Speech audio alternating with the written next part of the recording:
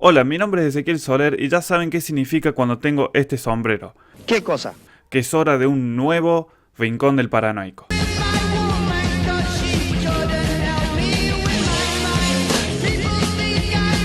Casi a diario recibo mensajes por distintos medios de gente que tiene sospechas de que está siendo espiada a través de su computadora o de su celular. Y como esta gente piensa que yo soy el hada madrina de la informática,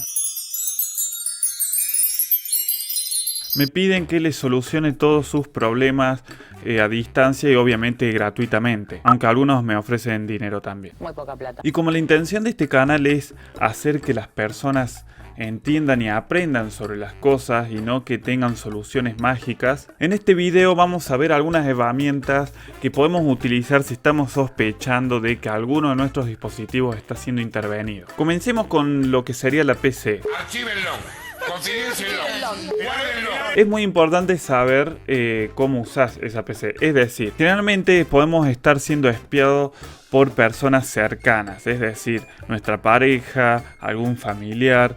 Entonces es muy importante saber si la computadora que usamos es también accedida por otras personas. Si una computadora personal, sea una laptop o sea una computadora de escritorio, lo conveniente cada vez que sospechemos que nos pueden estar espiando es directamente formatear el sistema y arrancar de nuevo, instalar todo de cero y proteger un poquito más nuestra computadora con una buena contraseña para evitar que entre otra persona que no queremos. ¿Entendés? En el caso de que sea una computadora familiar que lo usan varias personas, ahí ya tenemos varios problemas, por ahí no podemos formatearla o no tenemos el control absoluto. Entonces vamos a ver algunas tips que podemos tener en cuenta para cuando sospechamos de que la computadora que estamos usando tiene algún tipo de software que nos esté espiando. A lo que más le tenemos que tener miedo si creemos que nos están espiando es a los keylogger, que en el caso de que sean de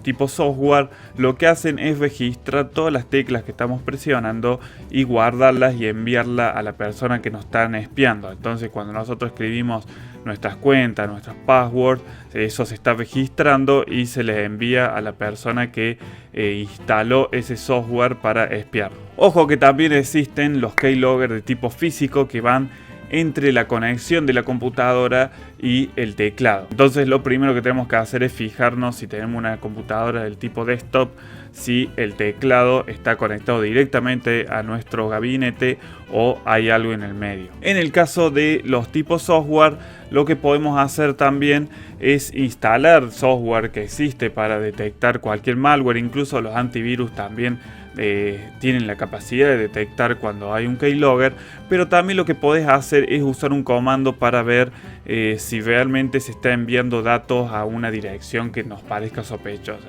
Tengo miedo, señor, tengo miedo. En el caso de Windows, lo que podemos hacer, nos vamos al escritorio y si presionamos el GIF y hacemos clic derecho, nos va a dar la opción de abrir una ventana de PowerShell en el escritorio para los que tengan Windows 10, y los que no tengan, o los que tengan otra versión de Windows, les va a abrir un CMD, una ventana de símbolo del sistema. Y lo que podemos hacer acá es usar un comando que lo que nos va a hacer es devolvernos las conexiones activas que tenemos. ¿Por qué? Porque justamente si tenemos algún troyano o algún keylogger instalado, lo que va a hacer es establecer una conexión con el servidor que va a ir acumulando todos los datos que nos estén robando. El comando que vamos a usar es netstat y le vamos a pasar un par de parámetros. Entonces ponemos guión y ponemos ANO, o sea -ano. Con eso no se te va a olvidar más el parámetro. Y sí. Y lo que vamos a hacer para que sea más práctico verlo,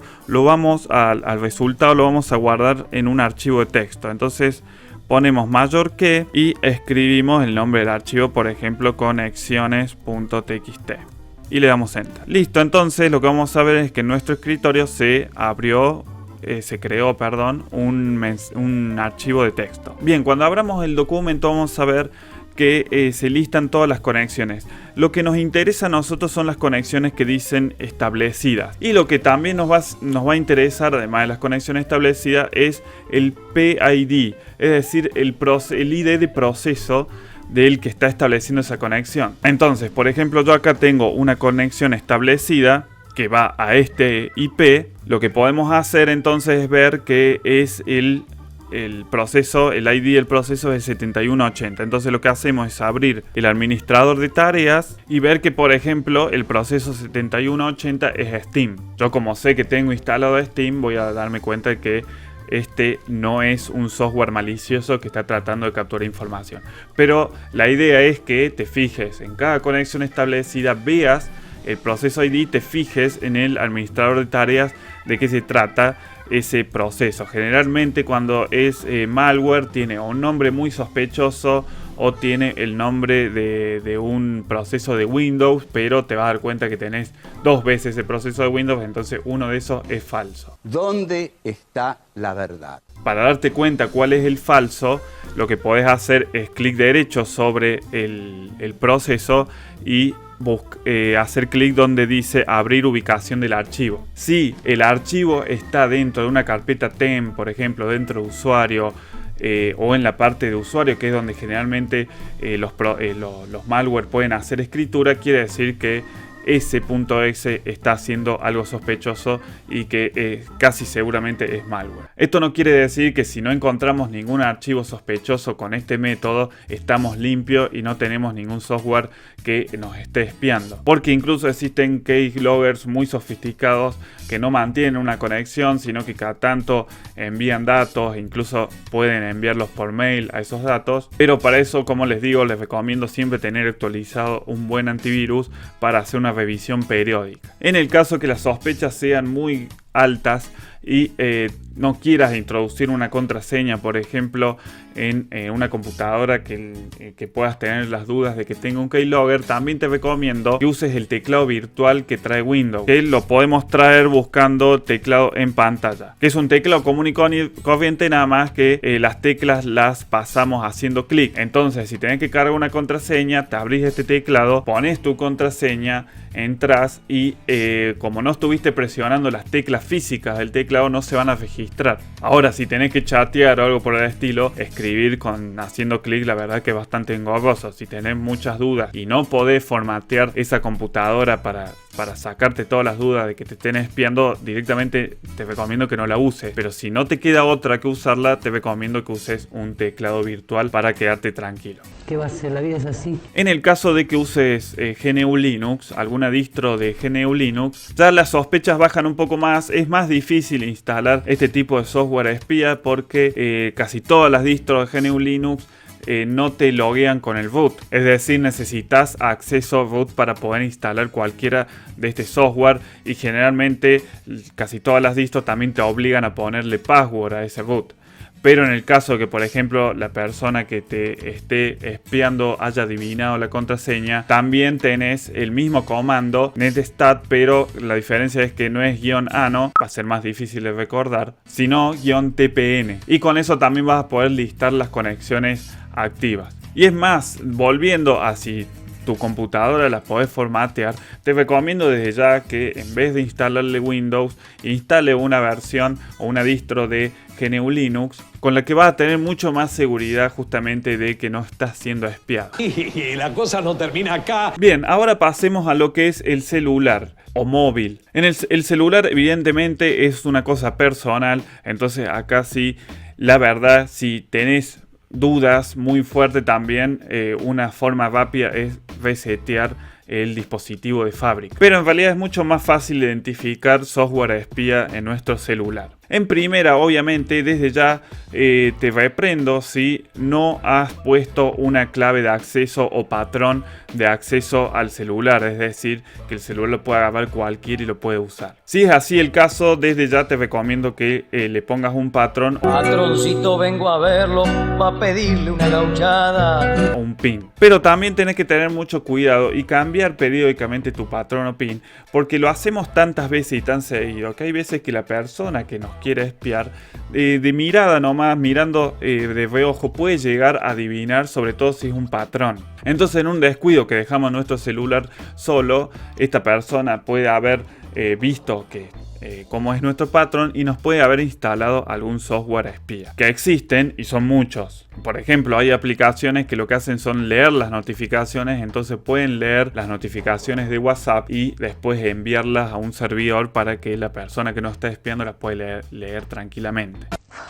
Yo puedo creer. Y ahora cada vez son más los celulares que vienen con el sensor biométrico. Entonces trata de, si tiene sensor biométrico, configurarlo justamente para poder destrabar nuestro celular con nuestra huella digital. Así no estás dibujando el patrón o escribiendo el PIN para que otra persona espiando ahí pueda verte. Es un hacker muy inteligente, nadie sabe quién es. Bien, en el caso de Android, porque además de que tengo un Android, es muy difícil instalar software no firmado en los celulares Apple. Pero la mecánica de control es más o menos la misma.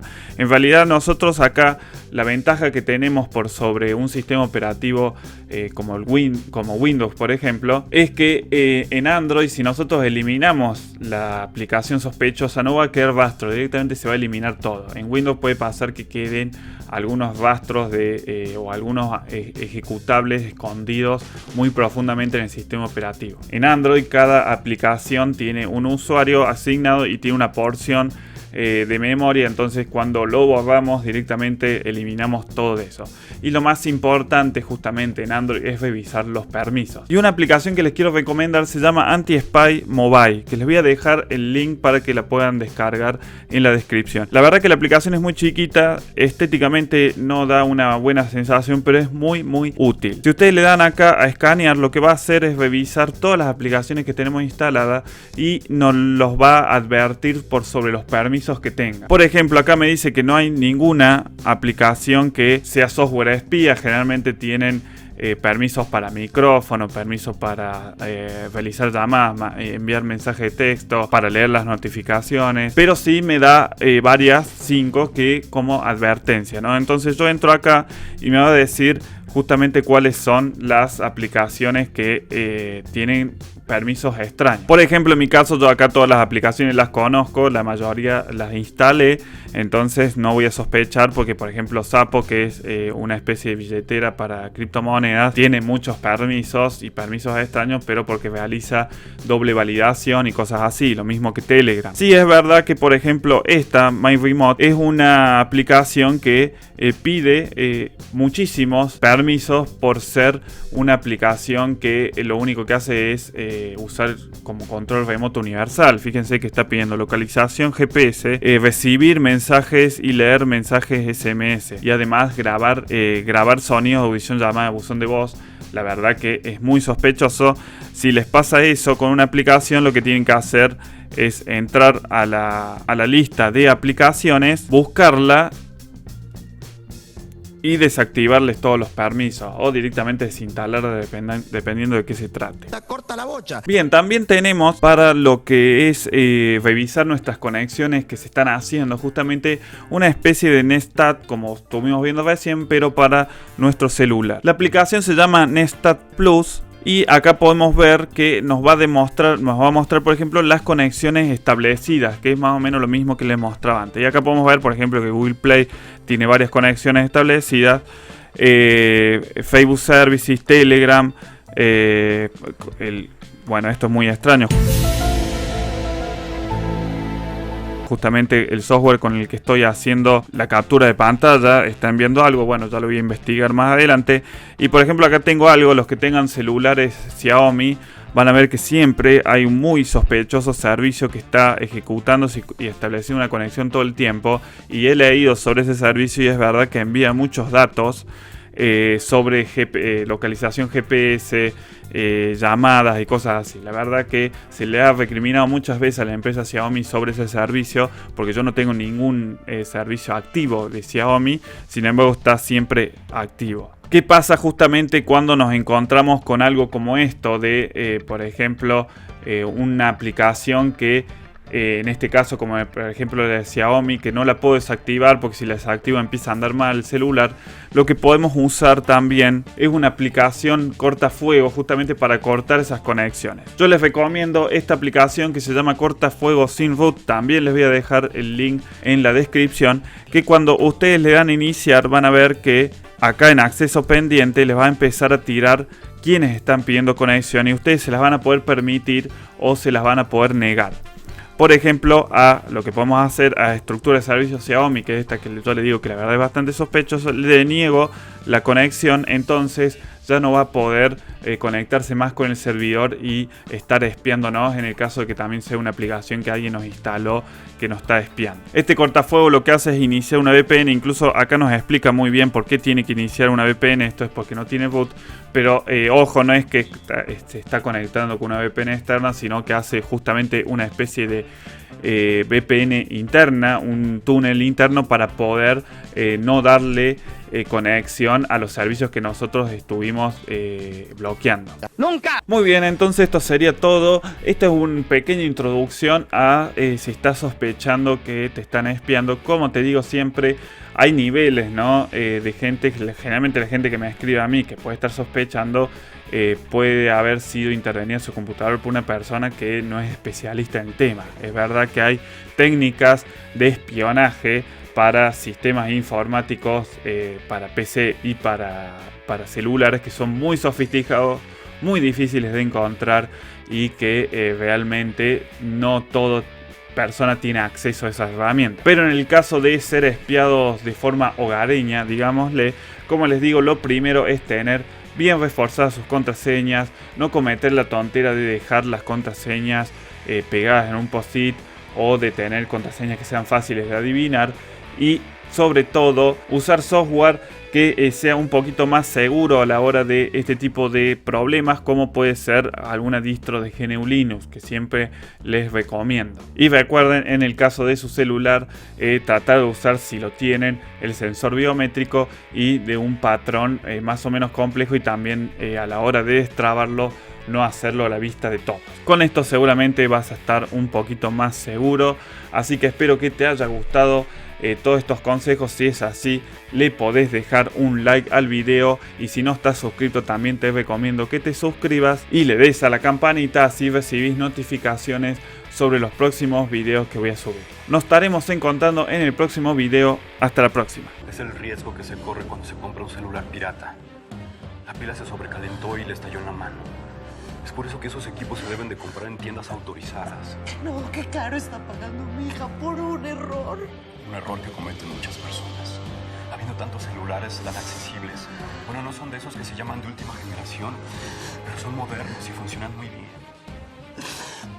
Para mi hija fue muy tarde comprenderlo.